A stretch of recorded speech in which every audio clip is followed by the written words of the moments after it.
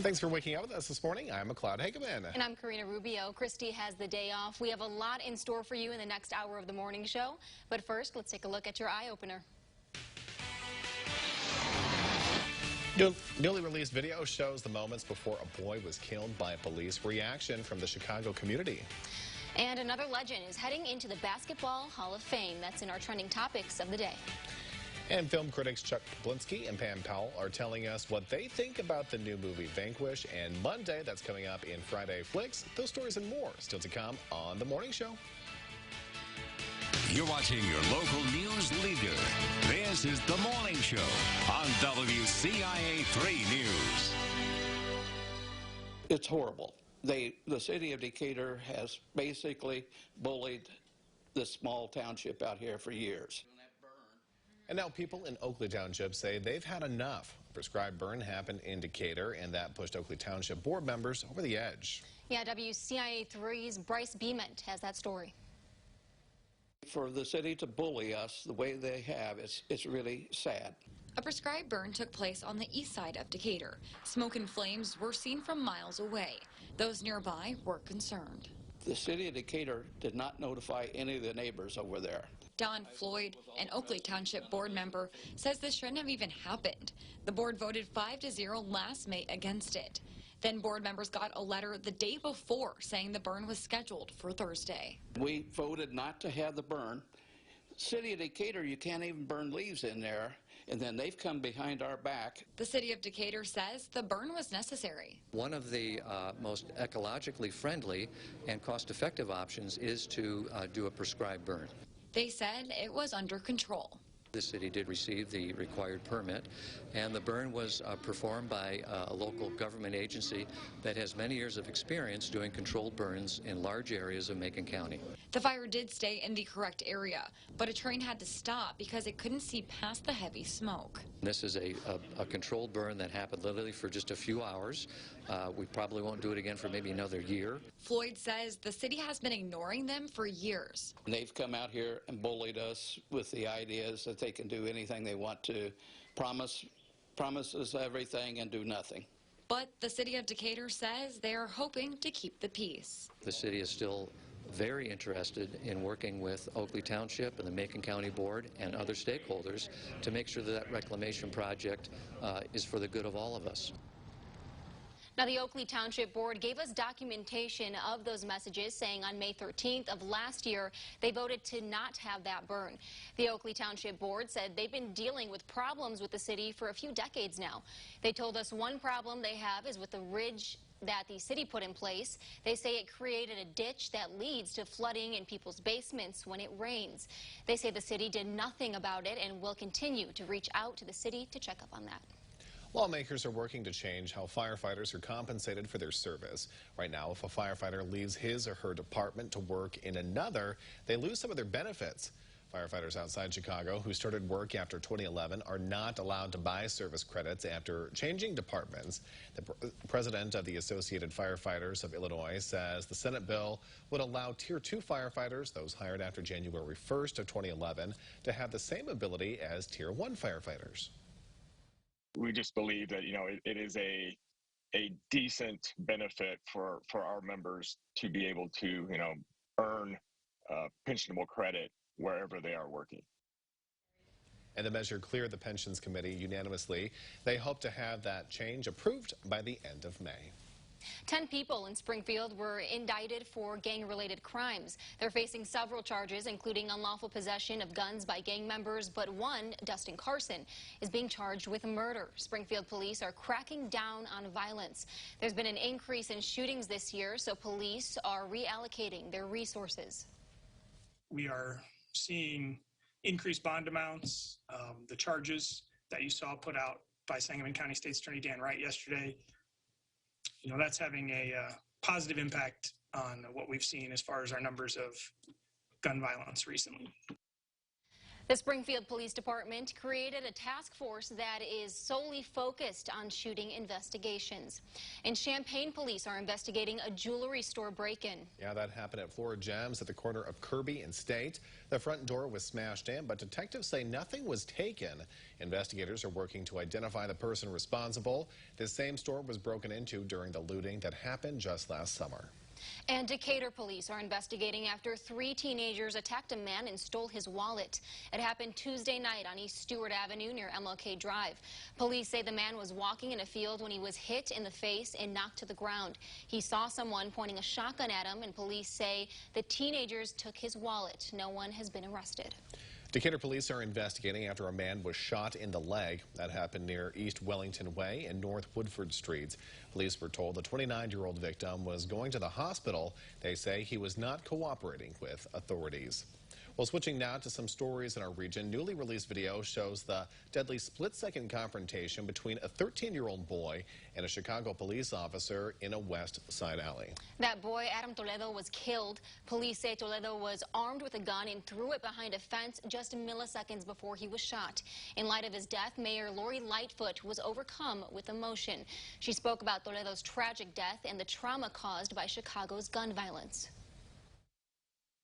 I have sat in too many circles watching these young people who are beautiful and magnificent, but traumatized by the violence that they experience every day. Every day, as residents of our city, we've got to do things differently to change around their fortunes. We owe it to them to do better. The mayor said the city failed Adam Toledo, but she pleaded with Chicagoans to reserve judgment until COPA completes its investigation later. 8 people were killed, but a gunman opened fire at a FedEx facility in Indianapolis just last night. Now, the gunman is also dead. Police say he took his own life. Laura Podesta has that story. An Indianapolis FedEx facility became the latest scene of a mass shooting last night. We have located 8 people at the scene with injuries consistent to gunshot wounds. Those 8 were pronounced deceased here at the scene. Several people are also injured and have been taken to local hospitals. This is a sight that no one should ever have to see. This is a tragedy, but yet through it all, we will come through it. This man's niece was shot in her left arm while sitting in her car. She's fine. She's here in the hospital now. Ian Johnston's wife works inside the building. She was texting him during the shooting. And then it went silent for a while. So I came here just to see what was going on. And when I got here, she texted me and she says, I'm okay. FedEx released a statement saying its thoughts are with all those affected and that it's working with the investigating authorities. Laura Podesta, CBS News. And police say at least 4 people were taken to the hospital, including 1 person with critical injuries. Another 2 were treated and released from the scene. Well, here's an update this morning. The state fire marshal returned to the scene of a partial building collapse in Nokomis. He says there was no evidence of fire damage or signs of an explosion, but a collapsed wall destroyed a diner in the apartment above it. The owners were rescued from the 2nd floor. The fire department believes the damage is a structural failure in the 100-year-old building. And new this morning, ADM in 8 Rivers is announcing that Decatur is expecting to be the home of a game-changing zero-emissions project. That's right. The Broadwing Clean Energy Complex team is planning to advance key elements of the proposed project. This will include engineering design to allow activities when it comes to signing the final contracts between those companies. Officials said they agreed to put the facility next to ADM's processing complex in Decatur. They're planning to complete this and announce the final decision to move forward at some point next year. Well, now that you're up to speed on the news, let's take a closer look at the weather out there. Amelia, how's it looking out there? All right, well, here's a live view of Mattoon right now. Not too bad. Partly cloudy skies throughout most areas of central Illinois. Try to get out and enjoy it, even though it is a little bit on the cool side early this morning. But this weekend, it's going to be much gloomier, so try to take advantage of the sunshine. Early this morning on the windshields, we did have a little bit of frost, but it looks like most of that has melted away now as these temperatures do start to rise here. So as we look at the satellite and radar, you can see there are a little bit of some cloud cover building on into the area from the west. So if you are towards the western side of central Illinois, you are seeing a little bit more cloudy skies than the rest of us. But again, you will be seeing some sunshine peek through there as well. Now, as I mentioned, temperature-wise, a little bit cool this morning. We should be at this point into the upper 40s and low 50s. We are into that range in some areas, so it is starting to warm up to a little bit more seasonable than we were just a few hours ago. Now, we are going to be reaching around 60 degrees. We should be around 63. So all in all, really not too bad today throughout most areas of central Illinois. Now, enjoy it, as I mentioned, because this weekend temperatures are going to be falling off. We always talk about, you know, it's been kind of a trend over the weekend. It's been gloomy. We all have the weekends off where we want to get out and enjoy the sunshine too. But it seems, you know, we might have to hold off one more weekend of maybe just staying inside a little bit. Fingers crossed next weekend will be nice. At least we have today. We can get out of work and we get nice off early too. So yeah, we can enjoy it here in a few hours. Looking forward to that. Yes. All right, well, thanks, Amelia. Now it's time for our trending topics of the day. We're talking about the Hall of Fame, Mr. Rogers, and an ostrich. Yeah. First up, we are going to talk about Basketball Hall of Fame. The induction is happening next month.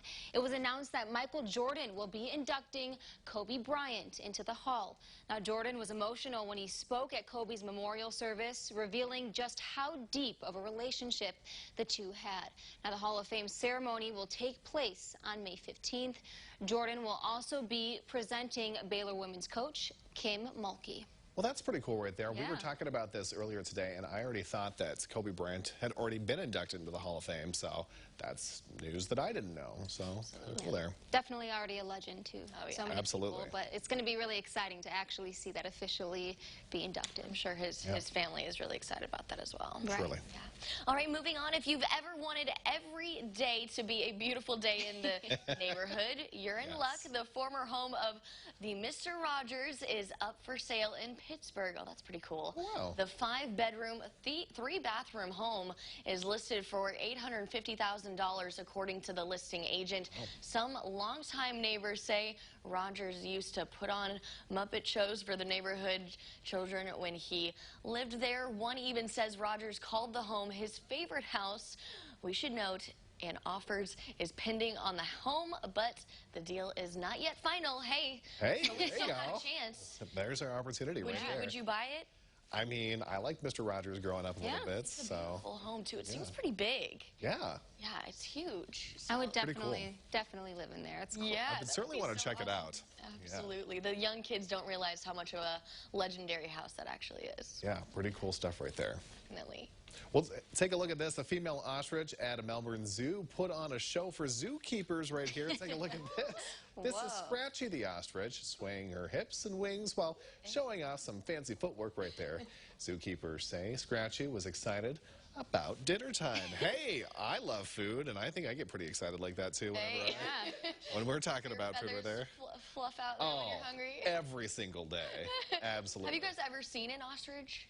No. Not up close, have you? Yeah, well, I used to live in Australia, so these were pretty common. They are a whole lot bigger than you would think. And actually, when they do that, it seems I would be a little bit too scared if they were doing that around me. But that would be just a sign that they're hungry. Yeah, just going to say that I always tell them on the morning show that I am terrified of birds. So if I saw that thing doing Coming this, at I would ya? just run out of it. Karina, that bird would be way bigger than you. Oh, yeah, Yeah, you'd probably come up to it right about there. Twice my size. Yowzer. Yikes. That's some good stuff right there. So cute.